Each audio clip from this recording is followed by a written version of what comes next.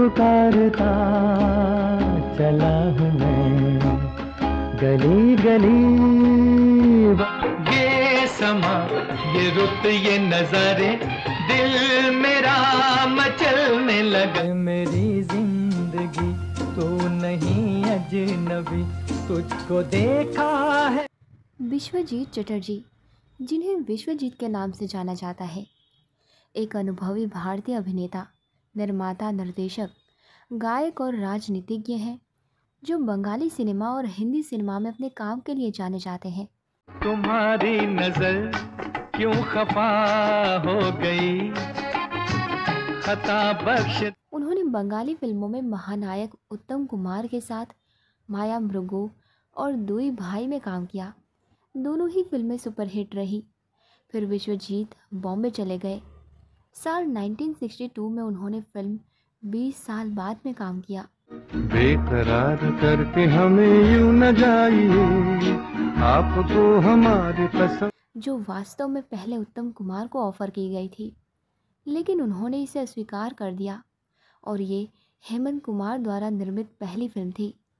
और उसके बाद कोहरा, बिन बादल बरसात, मजबूर, कैसे कहूँ और पैसा या प्यार जैसी फिल्में की।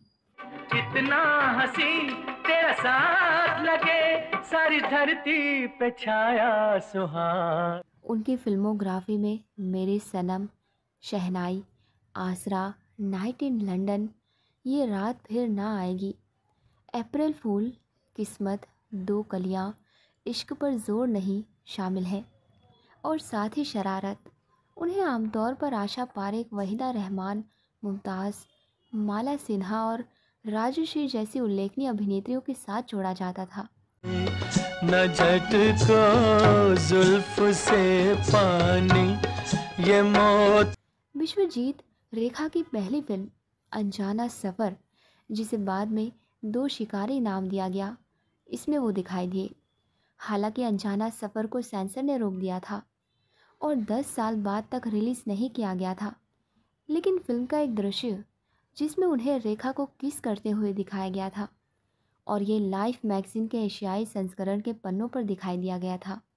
बॉलीवुड फिल्मों में अभिनय के बीच विश्वजीत बंगाली फिल्मों में अभिनय करने के लिए कलकत्ता लौट आए, जिनमें उत्तम कुमार और कोहली के साथ चौरंगी, जाने कोनो दिन होगी न शुरू,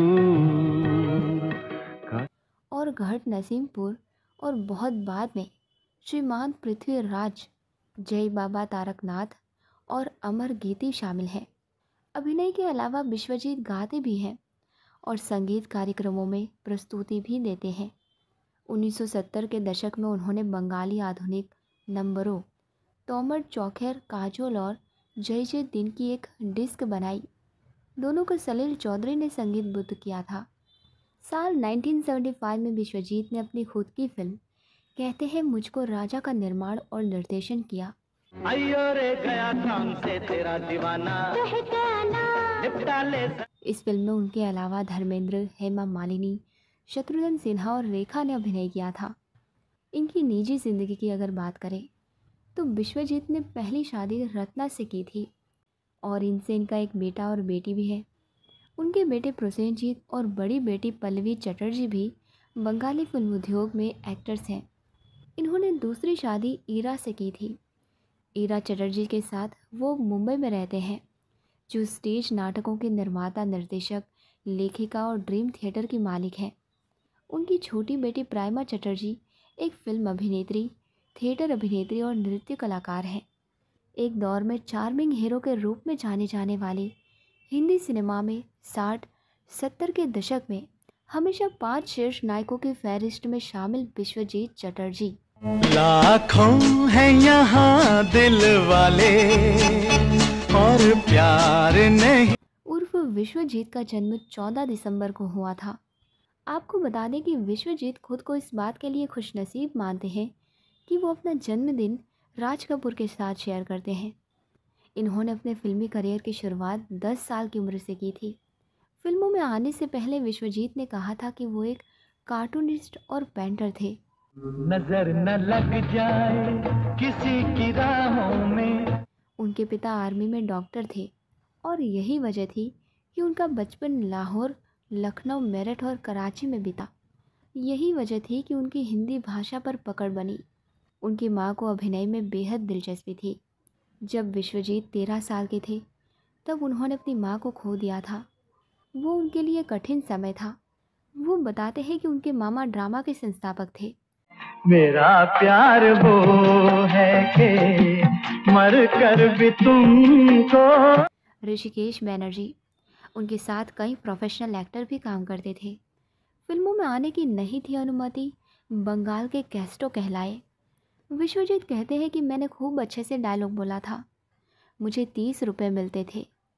विश्वजीत कहते हैं कि घर में थिएटर करने की अनुमति थी, लेकिन फिल्मों में जाने की नहीं। उस दौर में मेरे जो पुरुष दोस्त थे वो महिलाओं का किरदार करते थे। चूँकि महिलाओं को तो फिल्मों में आने की इजाज़त नहीं मिलती थी, इसीलिए विश्वजीत ने छुपकर फिल्मों में काम शुरू किया। हमदम मेरे मान भी जाओ कहना में। लेकिन घर में फिल्म के रिलीज़ होने से पहले ही घर में सबको जानकारी हो गई और सब नाराज़ हो गए। विश्वजीत को घर छोड़कर जाना पड़ा। उन्होंने कहा कि शुरुआती दौर में कृष्ण का किरदार निभाया बंगाली फिल्म में। ऐसे में उनके पास फिर लगातार कृष्ण वाले किरदार आने ऑफर हो गए। तो विश्वजीत को सब कहने लगे कि ये कृष्ण बनकर ही रहेगा, इससे अधिक कुछ नहीं कर पाएगा। वो कहते हैं कि रास्ते में भी सब मुझे कैस्टो कहकर बुलाने लगते थे, लेकिन उन्हें अभिनेता विकास ने समझाया कि उन्हें संभाल के अब काम करना चाहिए, वरना सब तुमको गिरा देंगे। तो फिर धीरे धीरे अच्छी फिल्मों का साथ मिला। तुझे प्यार करते हैं करते रहेंगे कि दिल बनते। विश्वजीत के बहुत सारे किस्से हैं। जब गुरुदत्त ने कहा तुम मेरे भूतनाथ हो, विश्वजीत कहते हैं कि उत्तम कुमार भी मुझे बहुत पसंद करते थे। उन्होंने कई फिल्मों में मुझे मौके दिए। वो बताते हैं कि गुरुदत्त ने मेरा काम बांग्ला फिल्म साहिब बीवी और गुलाम में देखा था और उन्होंने कहा कि तुम मेरे भूतनाथ हो, तुमको मुंबई आना होगा। विश्वजीत मुंबई आए।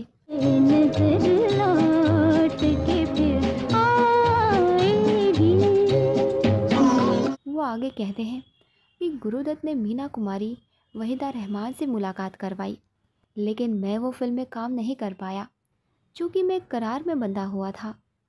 बाद में फिर मैं बंगाल वापस चला गया, लेकिन उस दौरान मुझे हेमंत कुमार मिले और उन्होंने कहा कि तुम मुंबई आ जाओ। साल 1962 में वो मुंबई चले गए।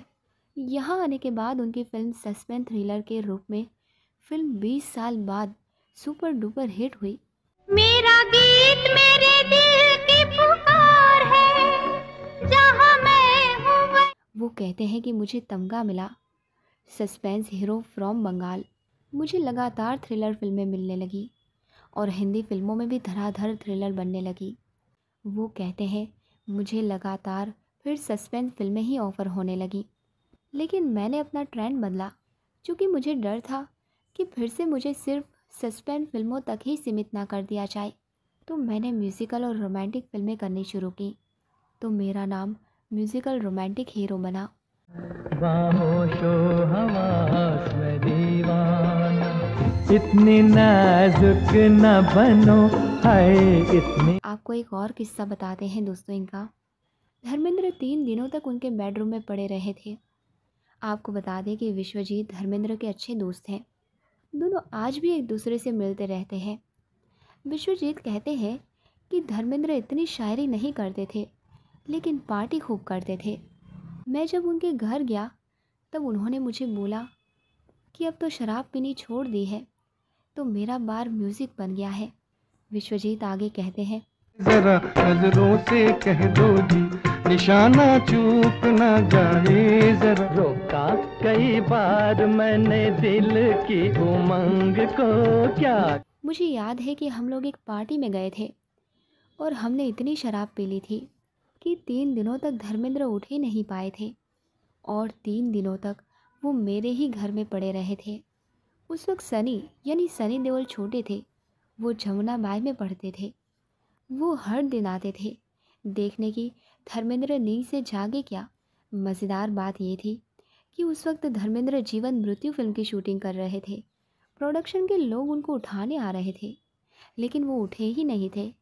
बाद में जब वो उठे तो वो मुझे बोलते हैं कि तू बंगाली है, मैं जाट हूँ। ना ये ज़मीं थी, ना आसमां था, ना चांद तारों। आशा पारेख के साथ कई फिल्मों में अभिनय कर चुके विश्वजीत बताते हैं कि वो आशा पारेख से काफ़ी करीब रहे हैं।